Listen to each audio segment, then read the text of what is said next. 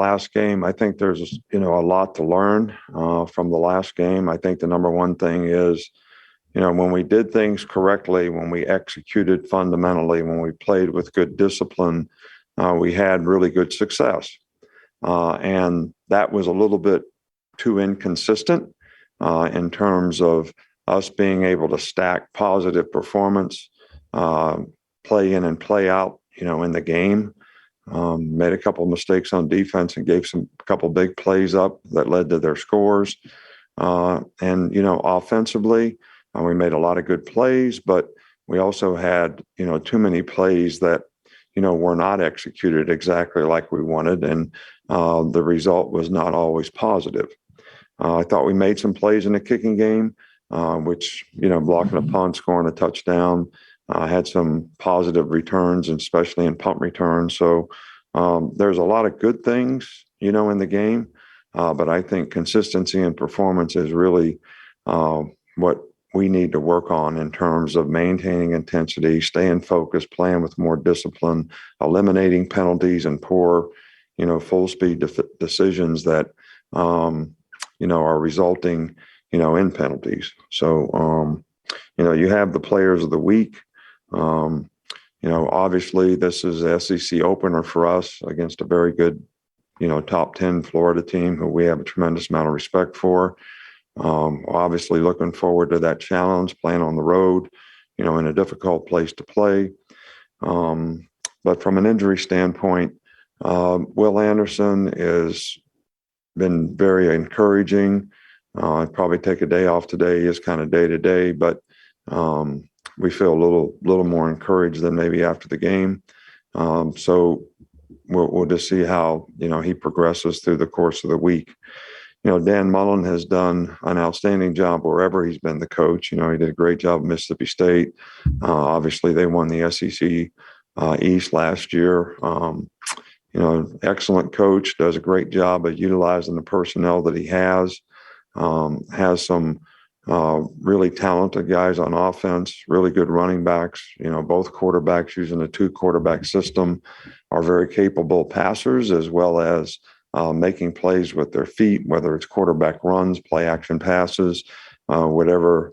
And they have, they just got good players. Our offensive line is, improved and, better this year, playing better, in my opinion. That's why they're like second in the nation in rushing, which is going to be a real challenge for us. And then not allowing big plays when you're trying to stop the run. Defensively, Todd always presents challenges. He's really good defensive coordinator. They've got good players. They play hard. They play together. So we're going to have to do a good job of executing, offensively as well. They've always got great team speed, so their special teams are good. They have good specialists. I think their punter is one of the top guys in the country. So all around, this is a very good team. It'll be a very challenging game for us. And, so we need to have great focus this week and great preparation. We'll start with Mike Rodak. Mike, go ahead. Just how would you evaluate the running back position so far this season, especially some of the younger guys behind Brian? I think they've done well. I think that, we missed a couple reads, in the game. We could have had much more positive plays, cut some things back that we shouldn't have, didn't hit it downhill when we should have. But I think these are the things that I'm talking about that are good learning experiences for these guys. But, Jace played really well in the game, and, Trey and Roy Dale are both getting more and more experience. So I'm kind of pleased with the way those guys are coming along. We'll go to Cecil. Coach, mine is two parts. First, they've used 2 quarterbacks, and do you prepare differently for each one in terms of their skill set? And second, you had 2 players out in the secondary, Jobe and Davis. Just wanted to update them. Yeah. First of all, they do have a 2-quarterback system. I don't think you prepare differently.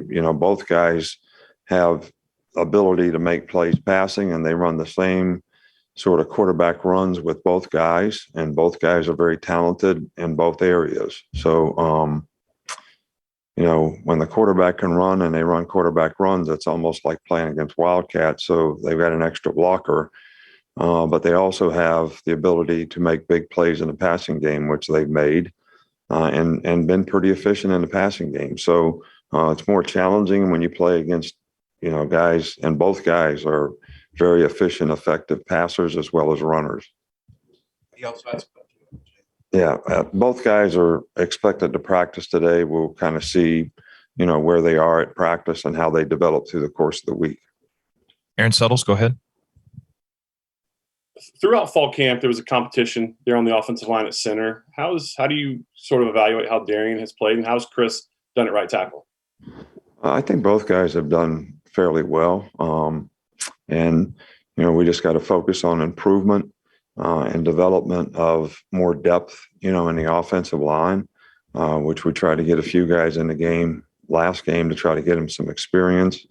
But I think both guys have played well. I think both guys will probably tell you that there's things that they could do better. And I think both are probably focused on, trying to get those things corrected so they can play better. Go to John Zener with the AP. Yeah, Coach, could you kind of evaluate how your defense has performed the last couple games? I know there's some things to clean up, but just how it's played so far.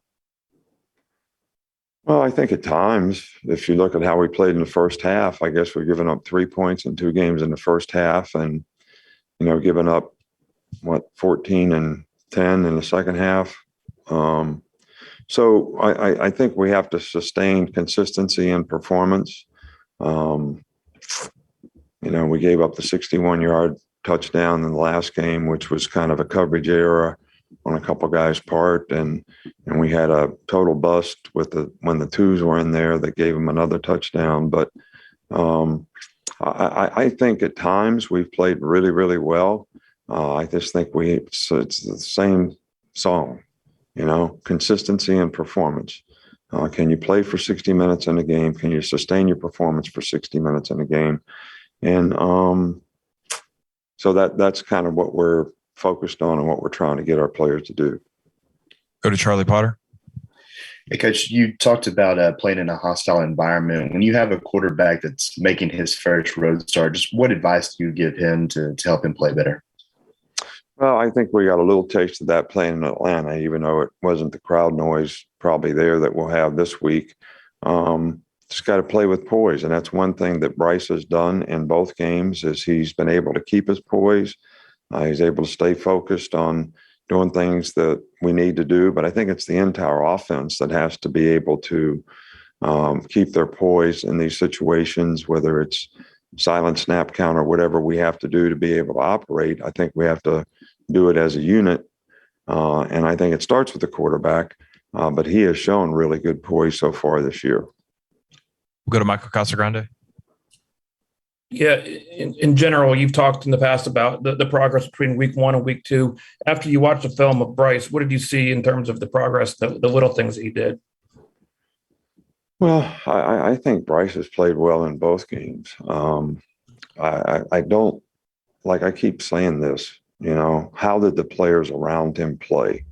And that's what I think we need to continue to improve on, the overall timing in the passing game, efficiency in runs and RPOs and the things that, we try to tie together in our offense. I think it's the entire unit that has to grow and develop. And, we're making progress. We're not probably there yet, but we're making progress. But I think, Bryce played well in the first game, and I thought he played well Saturday.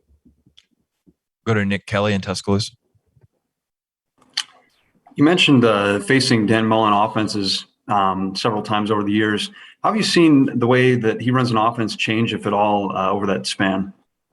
Well, it changes relative to the personnel that he has. I think that's what he does, really, really well. They obviously didn't run a whole lot of quarterback runs last year.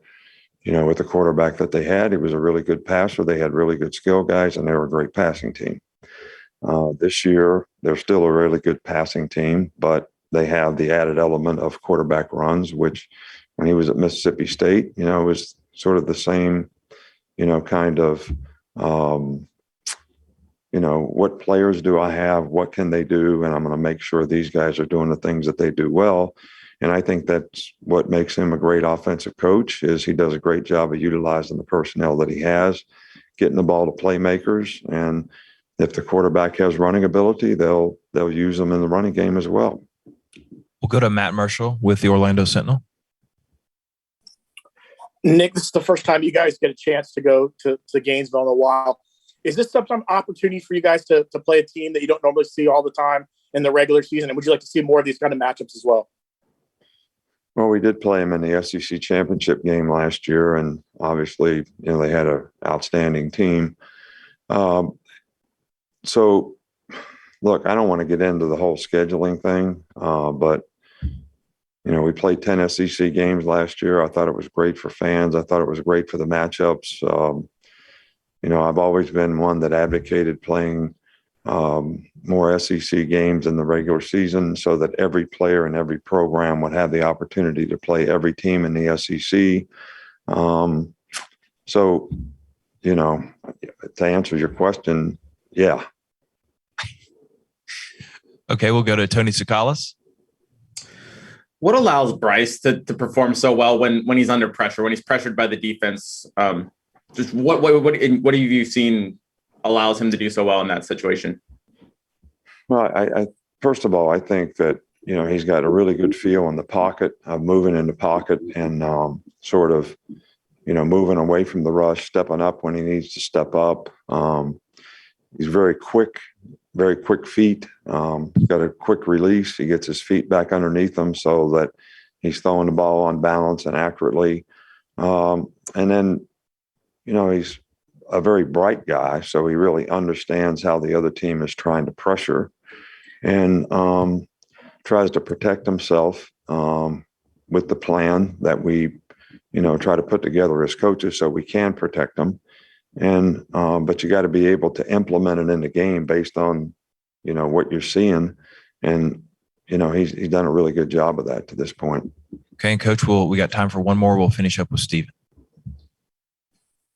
Coach, just what's your assessment on the backup quarterback job, and is there a defined number 2 guy behind Bryce right now?